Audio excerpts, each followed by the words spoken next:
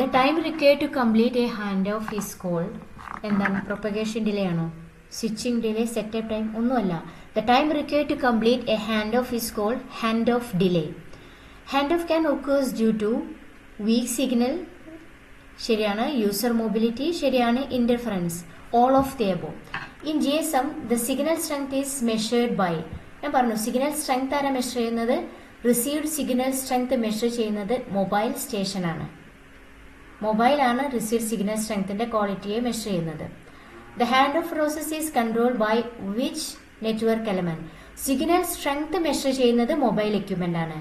Hand off പ്രോസസ്സിനെ control ചെയ്യുന്നത് mobile switching centre ആണ്.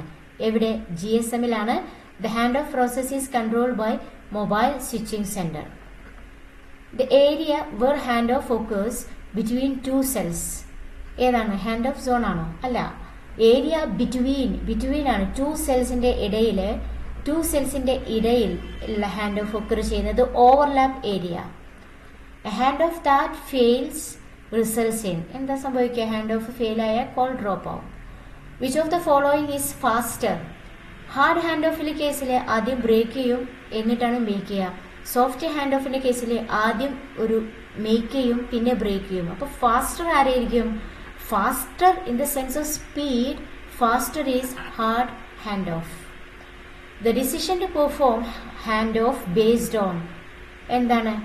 Only signal strength, only velocity, several performance matrices, random selection. ഏതാണ്? several performance matrices ഉണ്ട്. Hand ഓഫിനെ decide ചെയ്യുന്നത് signal strength, SNR, bit error rate, distance or velocity, network load, ഇത്തരം പല കാര്യങ്ങളെയും hand of decide ചെയ്യുന്നുണ്ട്. In LTE, which type of handoff is used? LTE, long term evolution, 4G network ആണ്. അവിടെ ഉപയോഗിക്കുന്നത് hard hand of ആണ്.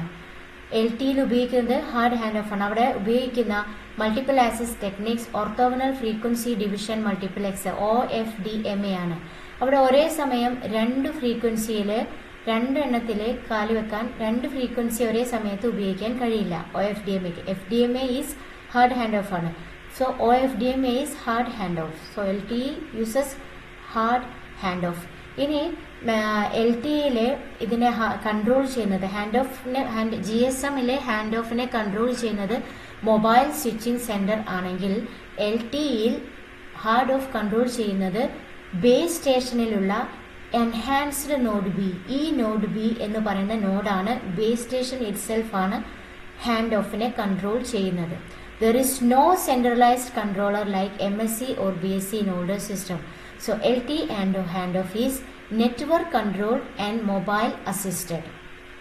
Advantage of hard handoff in LTE: simpler architecture, lower signal overhead, fast switching with low latency, efficient spectrum use. Disadvantage എന്താ? Short interruption ഉണ്ടാവും. ഒരു few milli second സമയത്തേക്ക് ചിലപ്പം ചെറിയൊരു ഇൻട്രപ്ഷൻ ഉണ്ടാവും.